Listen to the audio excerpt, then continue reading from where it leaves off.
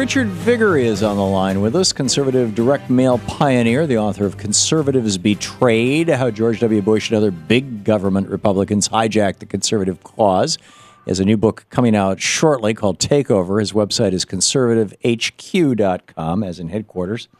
And he's got a new piece out, or actually it was a press release. It says, Media Advisory, Conservative Thought Leader Takes on Privacy Issue, which provoked us to invite him on the program. Richard, welcome back to the program. Always a pleasure, Tom. It was actually an article that appeared in Politico last week. Oh, okay. So, yeah.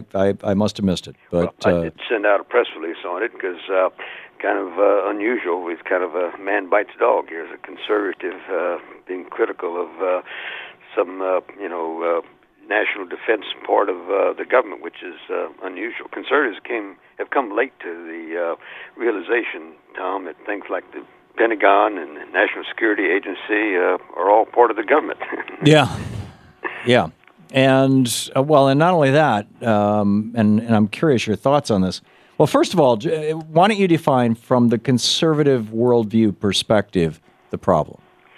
Well, this is an area where conservatives and liberals, those liberty lovers on the right and the left, really come together. We're very concerned about how the government is ignoring the concept of privacy. Privacy used to be a dirty word among many conservatives because the liberal Warren Court back in the 60s, the 50s, used the concepts of privacy as penumbras.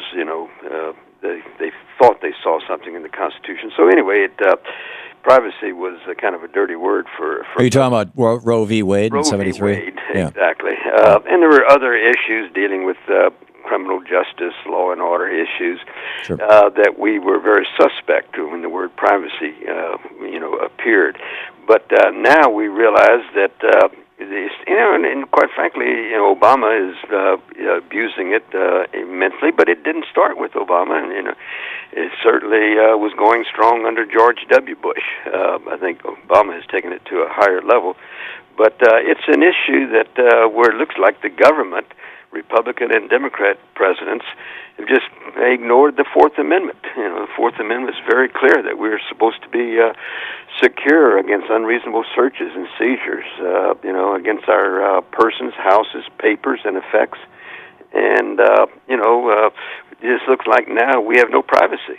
Yeah. You almost feel like the government's just saying, privacy, get over it. You don't have any more privacy. Well, back in the 70s, when Frank Church was running the church committee hearings, he commented, and I should have grabbed the quote before I went on the air. I saw it this morning, and I meant to print it out and somehow got distracted. But anyhow, he said words to the effect of, should a tyrannical leader ever take over the United States, or should a tyrannical government emerge, then because of the sophistication of the national security state, and keep in mind this was in the 70s, because of the sophistication of the national security state, it would be almost impossible to depose or overcome, even politically to overcome, that government or that leader or leadership, because they know everything you're doing.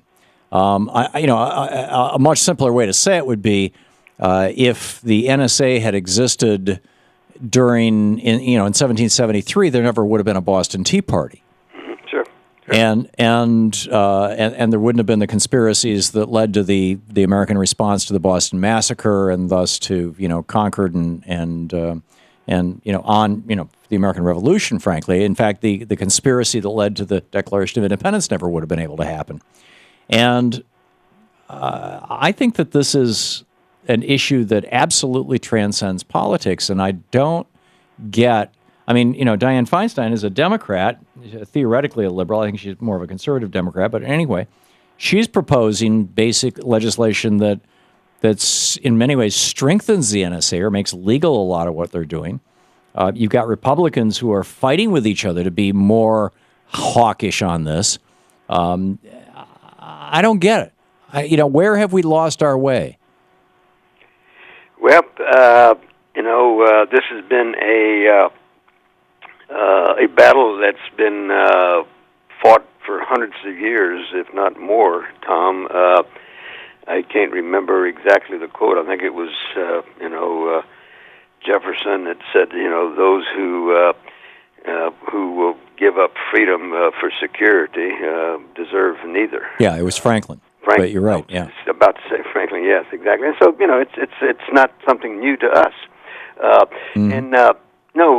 I felt for a long time that George Orwell got it all wrong with 1984, because he talked about how technology would enslave, and there'd be a tyrannical force that Frank Church talked about that would enslave us. But in the 70s and the 80s, we saw technology bring freedom to those behind the Iron Curtain. Right. I remember my son and I went to a conference of 250 freedom fighters worldwide in the Czech Republic, Prague, in late 1980s. We all came with fax machines. Nobody left with a fax machine. They went behind the Iron Curtain, and it helped bring down the Soviet Union. Now it looks like we're 180 degrees away from that, where new technology is going to enslave us, or has that potential. And I think Frank Church was far ahead of his time, unfortunately. Yeah. Well, and interestingly, I mean, Ayatollah Khomeini came to power in Iran by having people smuggle audio cassette tapes of his speeches into Iran and then reproduce them and distribute them. That was the Walkman, was the technology of that era of the late 70s. And you could argue that Twitter, drove the Arab Spring. So, we've seen technology drive changes, both what appear to be negative changes and positive changes, I guess, depending on your point of view. But I think the concern that you and I are talking about is government basically spying on its people, specifically the American government spying on the American people. It's come out that roughly 70% of the U.S. government's, the National Security Agency's budget has been outsourced. And and good guesses are that Pentagon, CIA, and others are in that neighborhood. Ed Snowden, worked for Booz Allen Hamilton, which was owned by the Carlyle Group, which at one point in time had been owned in part by the Bin Laden family. I mean, talk about irony of ironies.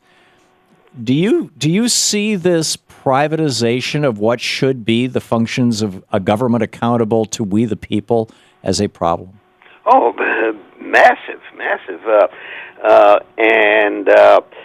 It is so huge. I don't have my head around it yet. I'm just beginning to get interested and begin to focus on this. I think it's no different than a lot of Americans here. It just is something we haven't really focused on. We didn't think it was a problem. But quite frankly, Tom, it's much more than just the United States government. It's private corporations. In my article, it was in Politico, I talk about Google. Google is claiming that, and the judge disagreed with them. We've got a case probably going to go to the Supreme Court.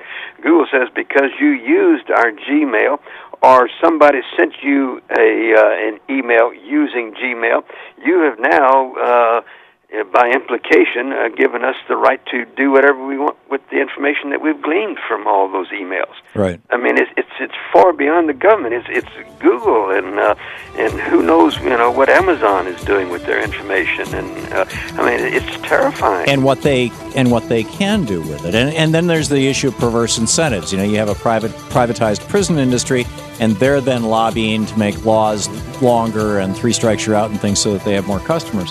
Anyhow, Richard Viguerie, this conversation could go on for a long time, but the music has started. The machine is going to cut us off. Thanks so much for being with us. Hang on just a second. This is the Thom Hartmann Program. Richard Viguerie, his new book is coming out. It's called Takeover. His last book is Betrayed, and the website is conservativehq.com. Thank you, Richard. Thank you, Tom.